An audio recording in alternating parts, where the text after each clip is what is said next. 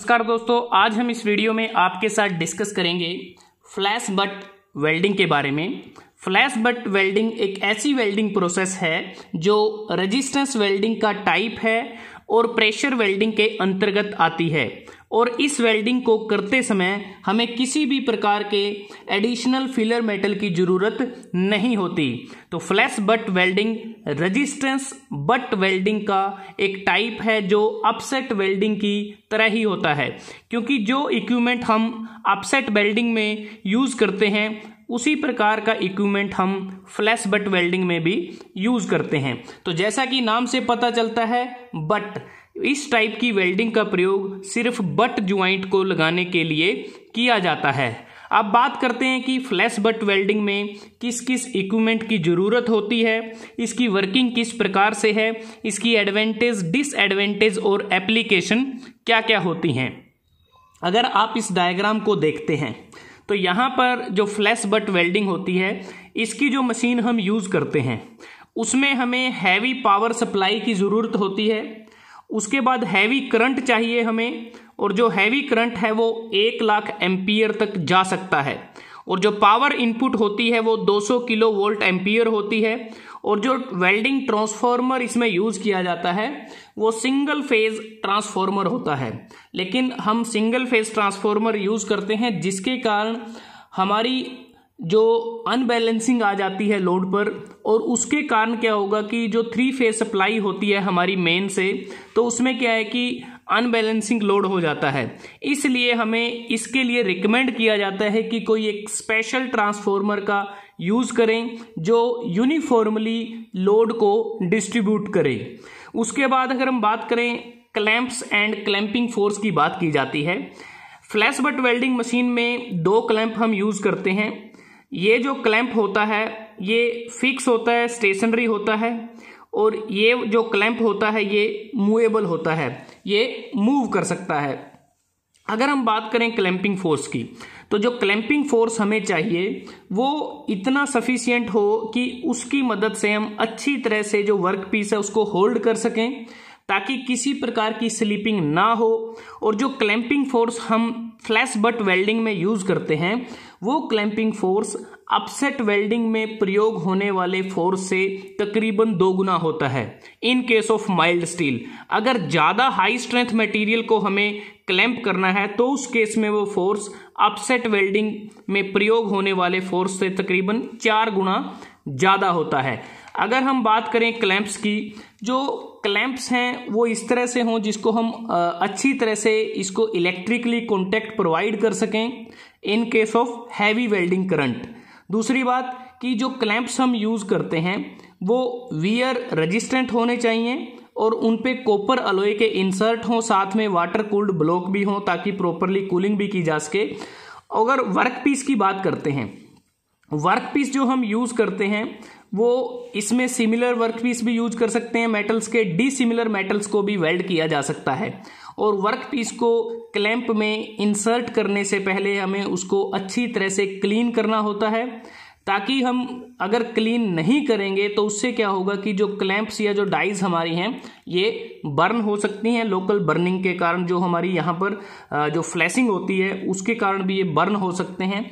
और जो work piece की जो लेंथ होती है बियॉन्ड द क्लैंप, उसे हम शॉर्ट ही रखते हैं, कम रखते हैं। अगर ज़्यादा रखेंगे तो उसके कारण हमारी बकलिंग हो सकती है। तो उसके बाद अगर हम बात करें कि जो फ्लैश बट वेल्डिंग है इसमें जो वर्किंग है वो किस प्रकार से होती है, तो वर्किंग के लिए सबसे पहले जो 2 वर्क पीस हमें जिसको एंड टू एंड ज्वाइन करना होता है उसे हम क्लैंप में इंसर्ट करते हैं। जैसा इस डायग्राम में आप देख पा रहे हैं ये स्टेशनरी क्लैंप है, ये मूवेबल है। तो सबसे पहले हम क्या करेंगे, दोनों वर्क पीसीस को हम दोनों क्लैंप्स में होल्ड कर लेंगे। होल्ड करने के बाद जो नेक्स्ट स्टेप होगा उसमें क्या है कि हम जो वोल्टेज जो अक्रॉस द क्लैंप है तकरीबन 10 वोल्ट तक होती है, तो उसको हम अक्रॉस द क्लैंप उसको गुजारेंगे, और साथ में हैवी करंट को भी गुजारा जाता है। और जो दोनों वर्क पीस के जो कॉन्टैक्टिंग जो सरफेस हैं उनको आपस में कॉन्टैक्ट में लेकर आते हैं, और जिसके कारण यहाँ पर जो फ्लैश और आर्किंग ये दोनों चीज़ें होती हैं। अपसेट वेल्डिंग में नहीं होता, ना वहाँ पर आर्किंग होती, ना वहाँ पर फ्लैशिंग होती। लेकिन जो फ्लैश बट वेल्डिंग होती है वहाँ पर जब जैसे ही दोनों वर्कपीस आपस में कॉन्टैक्ट में आते हैं वहाँ पर फ्लैश और आर्किंग होती है। तो इसके बाद क्या होगा कि जो पॉइंट ऑफ कॉन्टैक्ट हैं उनका जो टेम्परेचर है वो मेल्टिंग टेम्परेचर तक पहुंच जाता है, और साथ में अगर हम देखें हम यहाँ पर फोर्स भी अप्लाई कर रहे हैं, जिसके कारण क्या है कि जो मेटल है वो स्क्वीज हो जाता है। और उसके बाद हम क्या करेंगे, जो कॉन्टैक्ट हमने बनाया है उस कॉन्टैक्ट को हम ब्रेक कर देंगे। अगर आप देखें इस डायग्राम में क्या है, दोनों वर्कपीस आपस में कॉन्टैक्टेड हैं, आपस में मिले हुए हैं, लेकिन जो नेक्स्ट स्टेप होगा इनका जो कॉन्टैक्ट है उसको ब्रेक कर देंगे, इनको आपस एक दूसरे से अलग कर देंगे। और अलग करने से क्या होगा कि यहाँ पर जो आर्क है वो अच्छी तरह से इनिशिएट हो जाएगी दोनों वर्कपीस के जो बीच में जो गैप है वहाँ पर। और उसके बाद फर्दर हम क्या करेंगे, जो क्लैंप है उसको फर्दर मूव करेंगे इस वर्कपीस की तरफ, और ये जो प्रोसेस होगी इस प्रोसेस में क्या होगा कि मेल्टिंग भी होगी, फ्लैशिंग भी होगी और आर्किंग भी होगी, और इस प्रोसेस को बार बार रिपीट भी किया जाता है। और बाद में हम देखते हैं कि हमारा जो मटेरियल है, क्योंकि जब प्रॉपर तरीके से फ्लैशिंग और आर्किंग हो जाती है हम जो करंट है उसको रोक देते हैं और अपसेटिंग फोर्स को लगाया जाता है, और जो मटेरियल है वो अच्छी तरह से वेल्ड हो जाता है। और उसके बाद जो एक्स्ट्रा मटेरियल हमारा ज्वाइंट से बाहर आया है उसको हम फ्लैश बोलते हैं। और फ्लैशिंग के कारण क्या है, अगर हम बात करें, ड्यू टू फ्लैशिंग जो होती है हमारी प्रोसेस के दौरान, उससे जो कॉन्टैक्टिंग जो फेसेस होते हैं दोनों वर्कपीस के, वहाँ पर जो कॉन्टामिनेंट्स होते हैं वो रिमूव हो जाते हैं, और जो सरफेस होता है उसको हम यूनिफॉर्मली टेम्परेचर पर उसको हीट किया जाता है। और फाइनली जो मूवमेंट होती है मूवेबल क्लैंप की, क्योंकि जैसे आप यहाँ देख रहे हैं उसको हम जो फाइनल स्टेप होता है वहाँ पर उसको इंक्रीज कर देते हैं रैपिडली, ताकि जो हाई फोर्स है उसको अप्लाई किया जा सके और हमें एक अच्छा वेल्ड मिल सके। और जो बाद में वेल्ड कंप्लीट होने के बाद जो फ्लैश होता है, हमारा जो एक्स्ट्रा मटेरियल होता है, उसको हम मशीनिंग के द्वारा या फिर ग्राइंडिंग के द्वारा उसको रिमूव कर सकते हैं। तो इस प्रकार से इसमें जो वर्किंग होती है। अब बात करते हैं कि जैसा बात की इसमें सिर्फ बट ज्वाइंट ही इसमें बनाए जा सकते हैं, और फ्लैश बट वेल्डिंग के द्वारा हम किस किस मटेरियल को वेल्ड कर सकते हैं। तो अगर आप देखें बहुत सारे मटेरियल हैं, जैसे माइल्ड स्टील है, मीडियम कार्बन स्टील है, अलॉय स्टील है। इसके अतिरिक्त जो नॉन फेरस मेटल हैं जैसे aluminium alloy, mnemonic alloys, titanium, dissimilar metals को भी हम वेल्ड कर सकते हैं। लेकिन कुछ ऐसे मटेरियल भी हैं जिसको हम फ्लैश बट वेल्डिंग के द्वारा वेल्ड नहीं कर सकते। उसमें जैसे लेड है, टीन है, जिंक है, एंटीमोनी है, बिस्मथ और इनके अलॉयज हैं, और कुछ कॉपर के अलॉय भी हैं जिसमें ये जो मटेरियल्स हैं ज़्यादा परसेंटेज में अवेलेबल होते हैं, जैसे लेड, टीन, जिंक, तो उनको भी हम वेल्ड नहीं कर सकते। तो उसके बाद बात आती है कि फ्लैशिंग और अपसेटिंग अलाउंसेस कि हम इसमें क्यों प्रोवाइड करते हैं। जो फ्लैशिंग और अपसेटिंग जो अलाउंस हैं, क्योंकि फ्लैशिंग और अपसेटिंग के कारण जो वर्कपीस होता है उसकी जो लेंथ है वो कम हो जाती है, और लेंथ जो कम होगी इसलिए हमें यहाँ पर कुछ अलाउंस प्रोवाइड करने पड़ते हैं, ताकि जो लेंथ कम होगी उसको हम अकाउंट कर सकें। और यूजुअली जो अपसेटिंग जो अलाउंस होता है वो नॉर्मली 25 से 40% होता है फ्लैशिंग अलाउंस के, और फ्लैशिंग जो अलाउंस होता है उसको हम कम कर सकते हैं अगर हम वर्कपीस को प्री हीट कर दें। प्री हीट का मतलब है कि पहले उसको थोड़ा सा गर्म कर दिया जाए, और उसको हम कर सकते हैं कि जो वर्कपीस हैं आपस में उनको बड़ी तेज़ी के साथ उनको एक दूसरे के कॉन्टैक्ट में अगर हम लेके आएँ बार बार, तो नंबर ऑफ टाइम ऐसा करना पड़ेगा जिससे वो प्री हीट हो जाएंगे। और ये जो पीरियड रहता है तकरीबन 1 या 2 सेकंड में हमें उन नंबर ऑफ टाइम्स एक दूसरे के साथ कॉन्टैक्ट में लेके आना होता है, और उससे वो प्री हीट हो जाते हैं। तो इस प्रकार हमारा जो अलाउंस है उसको हम कम कर सकते हैं।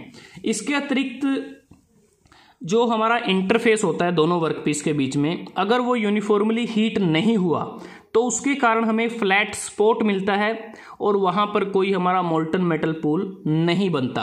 अब बात करते हैं कि इस वेल्डिंग के एडवांटेज क्या हैं, डिसएडवांटेज क्या हैं और एप्लीकेशन क्या है। एडवांटेज की अगर बात करें, फ्लैश बट वेल्डिंग के द्वारा हम डिसिमिलर मेटल्स को डिफरेंट टेम्परेचर पर, मेल्टिंग टेम्परेचर पर फ्लैश वेल्ड कर सकते हैं। और ये एक फास्टर प्रोसेस है, फास्ट प्रोसेस है। अगर मैं इसको कंपेयर करूं थर्मिट वेल्डिंग के साथ, फ्लैश बट वेल्डिंग आप 3 से 6 मिनट में कंप्लीट कर सकते हैं। जो थर्मिट वेल्डिंग है वो 10 से 30 मिनट में कंप्लीट होती है, जब हमें जो स्टील रेल को जोड़ना होता है रेलवे लाइंस पर। और दूसरा कि इसमें हमें बट वेल्डिंग के कंपैरिजन में कम करंट की आवश्यकता होती है, और इसमें हम जो रफ और इरेगुलर जो एंड होते हैं वर्क पीसीस को, उसको आसानी से फ्लैश वेल्ड कर सकते हैं, क्योंकि इसमें हमें अलग से वेल्ड सरफेस को प्रिपेयर करने की आवश्यकता नहीं होती। उसके बाद ये जो प्रोसेस है ये चीप प्रोसेस है, क्योंकि जब हम दो वेल्ड को कंपेयर करें, मतलब कि अगर फ्लैश वेल्ड से जो हमने वेल्ड बनाया है उसकी जो कॉस्ट तकरीबन 400 से 600 के बीच में रहती है, और जो थर्मिट वेल्डिंग से हम वेल्ड बनाते हैं वो तकरीबन 700 से 1200 रुपए के बीच में रहता है। अब बात करते हैं डिसएडवांटेज की। डिसएडवांटेज में अगर आप देखें, जो हमारा इंजेक्टेड जो मोल्टन मेटल पार्टिकल्स होते हैं उसके कारण कई बार फायर के चांसेस रहते हैं, कई बार फायर लगने के भी चांसेस रहते हैं, तो इसका मेन डिसएडवांटेज है। दूसरा, जैसा हमने बात की थी कि जो हम सिंगल फेज ट्रांसफार्मर यूज करते हैं तो उससे क्या होगा कि हमारा जो 3 फेज प्राइमरी पावर लाइंस है वहां पर अनबैलेंस हो जाता है, तो इसलिए रिकमेंड किया जाता है कोई स्पेशल ट्रांसफार्मर ही यूज किया जाए जिससे हम लोड को यूनिफॉर्मली डिस्ट्रीब्यूट कर सकें। दूसरी बात कि जब वेल्ड कंप्लीट हो जाता है उसके बाद जो फ्लैश निकल के आते हैं वेल्ड में, जैसा आप इस डायग्राम में देखें, ये जो फ्लैशेस हैं इनको रिमूव करने के लिए एक्स्ट्रा या तो मशीनिंग ऑपरेशन करना पड़ता है या कोई अलग से स्पेशल इक्विपमेंट चाहिए जिसकी मदद से इसे रिमूव कर सकें। उसके बाद अगर जो स्मॉल क्रॉस सेक्शन के जो वर्क पीसेस होते हैं उनकी अलाइनमेंट करने में थोड़ी दिक्कत आती है, ये भी इसका एक डिसएडवांटेज है। उसके बाद अगर हम बात करें इसकी जो एप्लीकेशन क्या क्या हैं, बहुत सारी एप्लीकेशन है। जैसे आप देखें जो रेल्स को वेल्ड करने में देख सकते हैं, जैसे यहाँ पर रेलवे जो ट्रैक है यहाँ पर जो रेल्स हैं उनको वेल्ड किया जा रहा है, और स्टील स्ट्रिप को वेल्ड कर सकते हैं, विंडो फ्रेम को कर सकते हैं, ऑटोमोबाइल एक्सल को कर सकते हैं, व्हील रिम को वेल्ड किया जा सकता है, aircraft engine ring, heavy duty chain links, motor frame, transformer tank, steel container इत्यादि। तो ये बहुत सारी एप्लीकेशन है जिसे हम फ्लैश वेल्ड वेल्डिंग के द्वारा प्राप्त कर सकते हैं। तो दोस्तों आज हमने इस वीडियो में आपके साथ डिस्कस किया रेजिस्टेंस वेल्डिंग का महत्वपूर्ण टाइप फ्लैश बट वेल्डिंग, जो प्रेशर वेल्डिंग के अंतर्गत आता है, जिसे हम बिना किसी फिलर मेटल के कंप्लीट कर सकते हैं। अगर आपको ये वीडियो अच्छा लगा आप इसको लाइक कर सकते हैं, शेयर कर सकते हैं अपने दोस्तों के साथ, स्टूडेंट्स के साथ। जल्दी हाजिर होते हैं एक नए वीडियो के साथ, तब तक के लिए धन्यवाद। आपका दिन शुभ रहे।